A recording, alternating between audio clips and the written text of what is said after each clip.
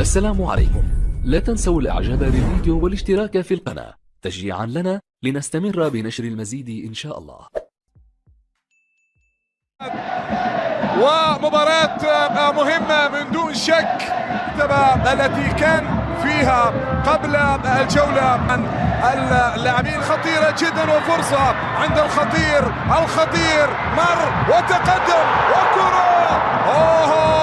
قوية وصعبة، والمعيوف يتدخل. المعيوف محاولة، ولكن الكرة داخل المنطقة مع خطيرة، تغطية موجودة تبعد وتعود، تصويبة قوية وصعبة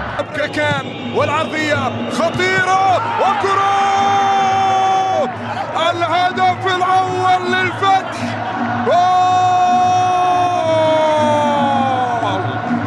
الفتح يفتتح التسجيل، ولكنها لا يستطيع الهلال المرور، لكن قوية وراحت لبريكان، انطلق البريكان، خطير البريكان، مرت إلى خارج أرضية الملعب. خطير البريكان، خطير في تقدمه، خطير في محاولة الفتح، لكن مرت سليم الأيسر، مر سالم وخطيرة رينارد الموجود في ملعب المباراة مع مساعدة حمدان يمر، قطعت من أمامه، راحت فتحاوية من جانب بيتروس، يمرر للبريكان، بريكان ينقل كرة لكريستيان تيو، لبن دبكة يحاول يتقدم، كرة لسالم يصوب، من الخليف يتقدم إلى الأمام، أي عرضية رباطنا، ومرر كرة لتيو، تيو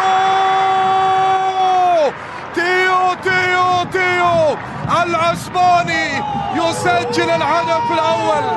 العسباني الهدف الأول. كرة جميلة، كرة رائعة، الفتح في تناقيل يا دونيس،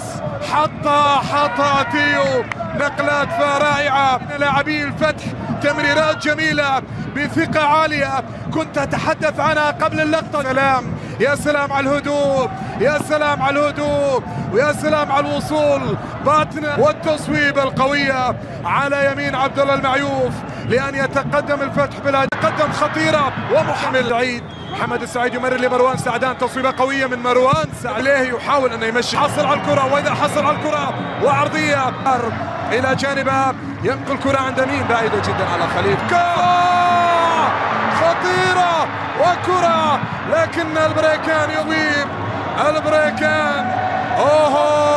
ويهدد مرمى الهلال، والبريكان شايل يتقدم عرضية وكرة لعيقالو نيجيري،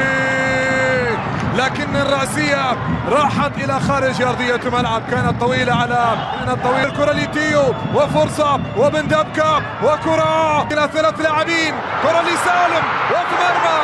غير معقول، ضاعت الكرة عند ناصر على خطيرة، ومروان سعدان يمر الغنام يتقدم إلى الأمام، محاول سالم للهلال وعرضية، يريد أن يلعب كرة عرضية، مر البريك وتقدم البريك وعرضية خطيرة، وكرة مرت من الجميع ووصلت عند ناصر، عرضية ناصر الدوسري، شايل يحاول، وكرة خطيرة ومطالبة بضربة جزاء، مر لكن راحت لناصر، والعرضية منتظرة، والكرة عند ميرا، وكرة للغنام، الغنام يسجل حني،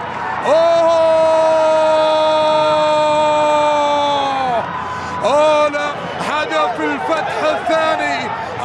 يسجل مهار، واستطاع أن يسجل هدفين. عندنا كرة فيها محاولة وهدف لصالح الشيري، هدف للهلال أخيرا، الهلال لا يستسلم، لا تأمن الهلال